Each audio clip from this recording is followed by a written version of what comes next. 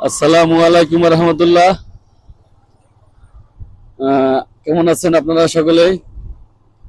প্রিয় বন্ধুরা, dear audience, আমরা আজকে যাচ্ছি ঢাকা জেলার খ্রিস্টান অধ্যুষিত এলাকা বান্দুরা এবং কলাকুপা। আমরা ছোটবেলা থেকে শুনতাম যে পুরান বান্দুরা, নতুন বান্দুরা, এটা হচ্ছে খ্রিস্টান অধ্যুষিত এলাকা। আমরা এখন যাইতেছি সেই খ্রিস্টান অধ্যুষিত এলাকায়। এই বাংলাদেশের মধ্যে সবচেয়ে বেশি খ্রিস্টানরা যেখানে বসবাস করে সেটা হচ্ছে এই ঢাকা জেলার নওগাঁ উপজেলার বান্দুরা। এই বান্দুরার খ্রিস্টানরা হচ্ছে আপনার বেশিরভাগই 5 তারকা হোটেলে জব করে। বাংলাদেশে যতগুলি 5 তারকা হোটেল আছে দেখবেন তাদের সাথে যোগাযোগ করলে কেউ না কেউ এই বান্দুরাতে বাড়ি, কেউ না কেউ পরে যাবে যে বান্দুরাতে বাড়ি। এই যে দেখা যাইতেছে একটা বান্দুরার খ্রিস্টান বাড়ি। এটা হচ্ছে এদিক দিয়ে সব বাড়ি খ্রিস্টানদের। সব বলতে কি কিছু মুসলমান আছে, কিন্তু বেশিরভাগ বাড়ি হচ্ছে খ্রিস্টানদের। এটা সেই খ্রিস্টান অধ্যুষিত এলাকা বান্দুরা। আমরা হলো আজকে আপনাদেরকে সেই বান্দুরা খ্রিস্টান অধ্যুষিত এলাকার উপর দিয়ে আমরা চলে যাব ইনশাল্লাহ।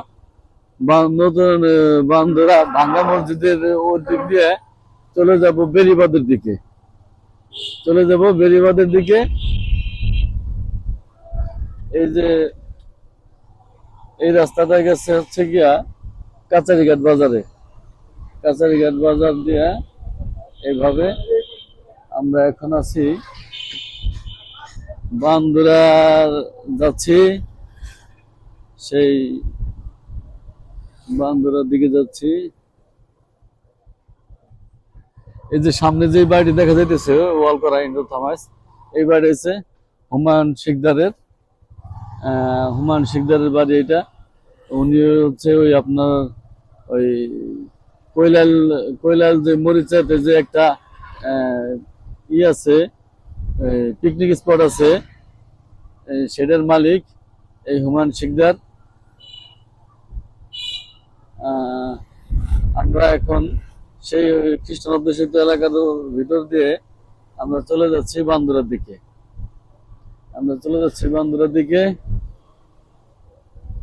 ইনশাল্লাহ আমাদের সাথেই থাকেন, আমরা আপনাদের সাথে আছি সারাক্ষণ।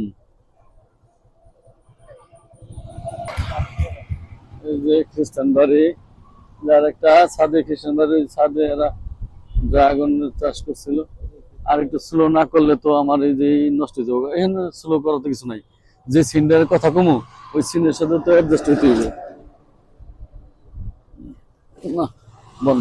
এই যে আর একটা খ্রিস্টান বাড়ি, ভিতরে যে যা আছে এই এলাকাটা সবই হচ্ছে গিয়ে খ্রিস্টান বাড়ি।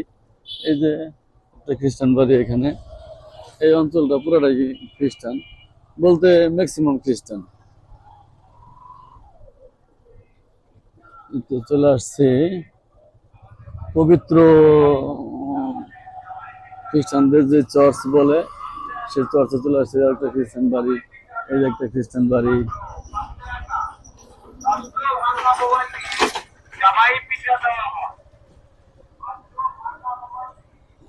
চলে আসছি বান্দরার যে খ্রিস্টানদের যে পবিত্র জপমালা নামাই দিয়ে জায়গা আমার নামা যা।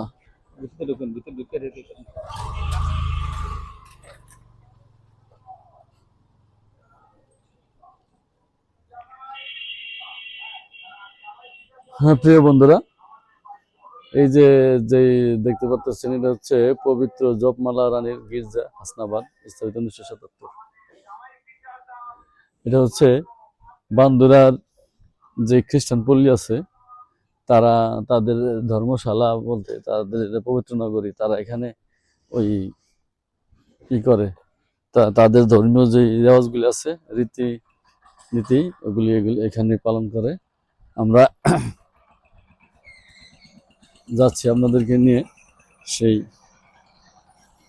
ইয়ে, দেখি আমরা একটু ভিতরে ঢুকতে পারি কিনা। মনে হয় সামনে একটা গেট খোলা আছে। হ্যাঁ, একটা গেট খোলা আছে, আমাকে বললো হযরত যে ভাই সামনে দিয়ে গেট খোলা আছে। প্রিয় বন্ধুরা, আপনারা আমার এই চ্যানেলটিকে একটু একটু সাবস্ক্রাইব করে দিতে পাশে থাকবেন। তাহলে আমরা চলে আসলাম সেই বান্দরা খ্রিস্টান অধ্যুষিত এলাকা। যে তাদের গির্জা আছে, যাকে তারা চার্চ বলে, সেই চার্চে এই হচ্ছে গিয়া সেই মাঠ। এই মাঠে প্রতিদিন বিকালবেলা এবং সকালবেলা এই এলাকার ছেলেরা খেলাধুলা করে।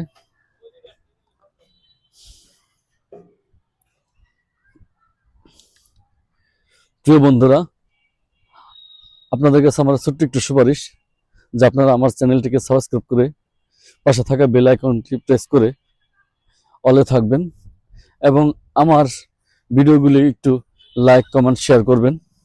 দয়া করে একটু কমেন্ট করে জানাবেন যে ভাই, মানুষ মাত্রাতে ভুল ত্রুটি আছে, আমার ভিডিও যদি কোনো ভুল থাকে সেটা বলবেন, আমি শুধরানোর চেষ্টা করব। এই তো দেখা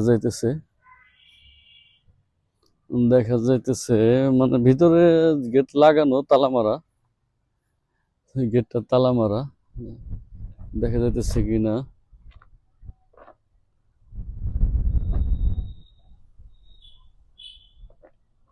এই যে হচ্ছে তাদের তাদের সেইটা। এই তো তাদের খ্রিস্টানদের, যেটার মধ্যে বিভিন্ন ধর্মীয় রেওয়াজগুলি পালন হয়।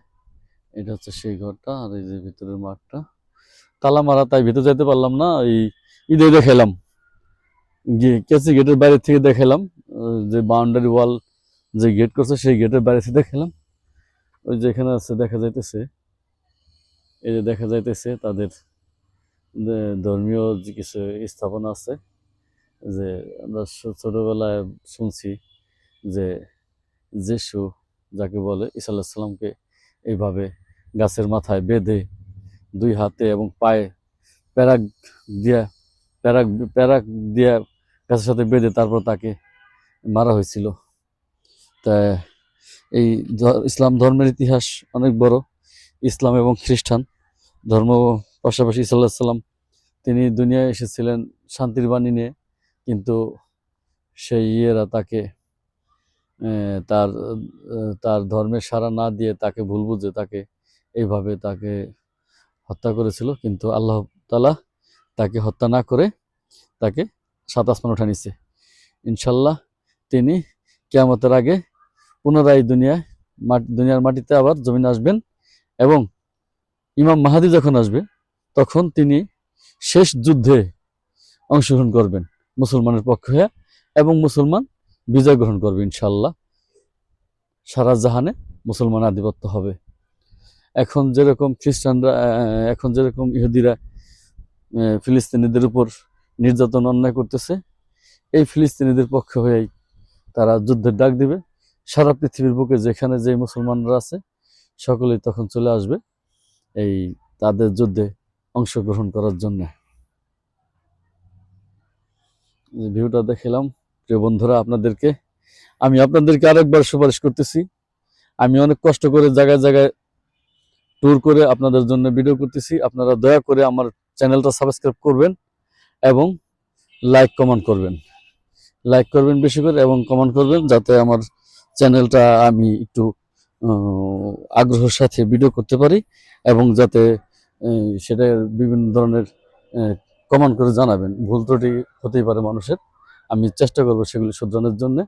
এবং আমার ভিডিওর সাথে থাকবেন, অনেক ইতিহাস এই জায়গায় এখানে আছে, অনেক ইতিহাস। সেই ইতিহাস আপনাদের সাথে তুলে ধরবো। আমরা